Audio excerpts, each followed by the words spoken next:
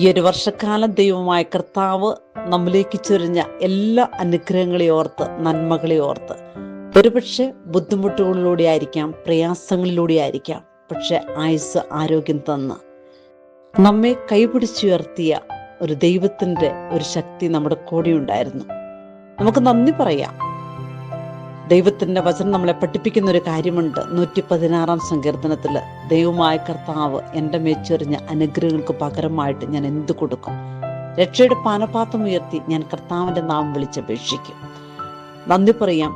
കഷ്ടങ്ങളായിരിക്കാം, നഷ്ടങ്ങളായിരിക്കാം, സുഖമായിരിക്കാം, സന്തോഷമായിരിക്കാം, ദുഃഖമായിരിക്കാം, സങ്കടമായിരിക്കാം, വേർപെടുത്തലുകളായിരിക്കാം, പക്ഷേ ദൈവമായ കർത്താവ് നിന്നെ താങ്ങി നിർത്തുന്ന ഒരു കർത്താവാണ്. നമ്മുടെ മുന്നിലുള്ള ദിവസങ്ങൾ അത് നന്മയാക്കാം, തിന്മയാക്കാം, പക്ഷെ ദൈവത്തോട് നമുക്ക് പ്രാർത്ഥിക്കാം.